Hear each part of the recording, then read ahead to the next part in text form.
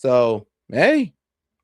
Massive fraud scandals have been rocking Minnesota for months now, really years. It's just now we know all about them. And fresh scrutiny is happening on one of the state's biggest political names while all that fraud is going on. Far-left Democrat Ilhan Omar is facing a House investigation involving her and her husband. You see, their financial fortunes have exploded in the last few years. Disclosures about Tim Mynette's wine business have jumped from just $51,000 to nearly $30 million a year. That wine must be delicious. Oh God, don't hate. That's a stunning rise. She And you know balling. what else is rising? Eyebrows.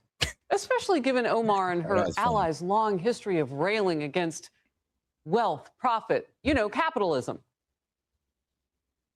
We need to make sure that we're holding special interests accountable, that we're getting money out of politics, that we are taxing the uber rich, that the 1% gets. You know, so crazy. She talks about getting money out of politics, but you know what her husband Tim Mynette runs, or allegedly runs, a political consulting company that she was giving, well, I would say kickbacks to, to help run her political campaign. Yes, and she was paying her, well, I guess at the time boyfriend, soon to be third husband, Tim Mynette, money for giving her political consulting. So, yeah, you were talking about keeping money out of politics, but here you were, well, circling money through politics. To pay their fair share. The only people who benefit from this bill are toy spaceship billionaires like Elon Musk and Donald Trump himself. Those kinds of spoils that they are rolling in are not earned. They aren't working for those billions of dollars. They're stealing them. They're stealing them from you. Yeah. Well, from all that, maybe Ilhan Omar is building some toy spacecraft that we don't know about. Chief Congressional Correspondent Chad Pergram on Capitol Hill. Chad. Harris, good morning. The wealth of Presley and Omar have jumped since they were elected to Congress. House Oversight Committee Chairman James Comer took the unique step of asking his panel to probe Omar and not the Ethics Committee. The Ethics Committee has jurisdiction over members of Congress. The two businesses in question are owned by Ms. Omar's husband. So the Ethics Committee does not have jurisdiction over a spouse, only a member. Yep. Omar contends she did nothing wrong. I mean, it is a smart move, though. I mean, think about it. It's like, yeah, don't put it in her name because they can only hold Tim Mynette accountable. They can hold him accountable. Maybe there could be an investigation done into him. But as far as Ilhan Omar, I mean, her name's not attached to it. Ilhan Omar is only worth $30 million through marriage. Yeah, through marriage. Not through fraud, but maybe through the fraud that, well, I'm gonna be real with you, most likely through fraud, but through the fraud that her husband got her name on. But says her rapid wealth stems from her husband. He has a consulting business, which may be worth millions. Plus, the couple had an interest in a California wine operation. The wealth of congressional spouses is complicated, especially if they are responsible for most of the income. Sometimes there's income that they're bringing in where there are questions as to whether the way that income is made may conflict with the day-to-day job duties of the member of Congress. Oversight Committee Democrats find it strange that their committee is probing Omar.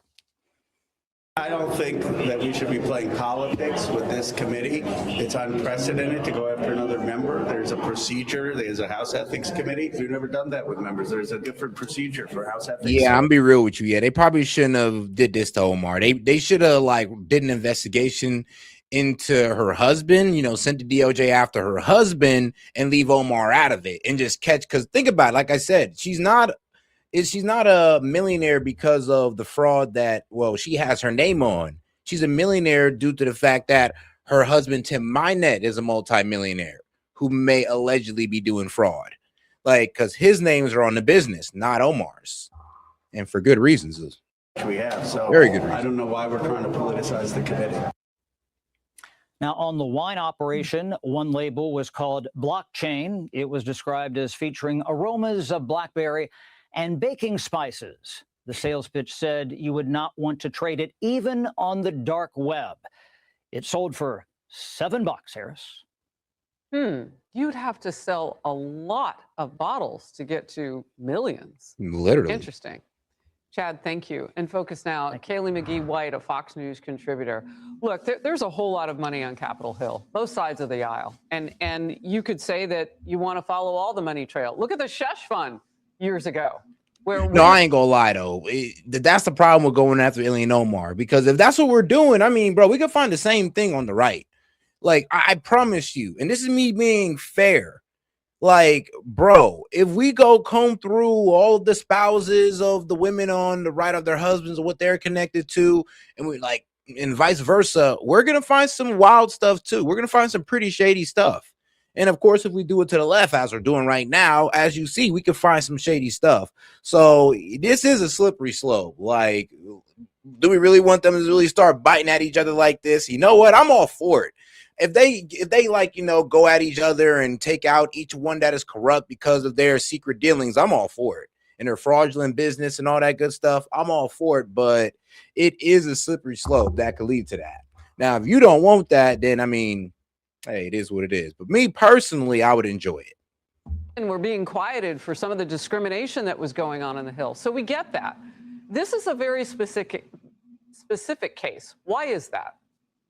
Yeah, I was doing a bit of research into Tim Manette, Ilhan Omar's husband's various businesses, and his investment firm. It has no known clients, no known investment deals. It doesn't even have. Oh God, do me a favor and double tap that screen like the video, guys. Let's get more people in on the conversation by double tapping that screen. Appreciate the support.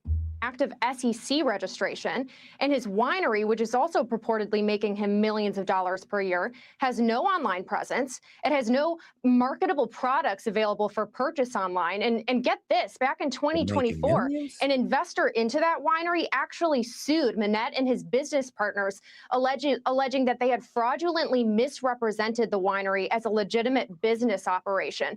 So yeah, maybe there's a version of events here in which, of course, all of this is conveniently timed with his wife's election to Congress and her growing considerable influence in the Democratic Party. And maybe there is a version of events in which Ilhan Omar and her husband have just been extremely fortunate. But in that case, you would think that Ilhan Omar might be a bit more appreciative for this country in the ways in which it's aided her success. But I look at these events and I think they have cracked the Hunter Biden playbook. And I think that there are many other people in Washington, D.C. who watched the success of the influence peddling scheme that the Biden family ran. And more importantly, they saw that the Biden family faced zero consequences for that scheme. And they decided to try and replicate the results themselves. So I do hope that James Comer is successful at cracking what is actually going on here, because I think that she's probably not the only one in Washington with some considerable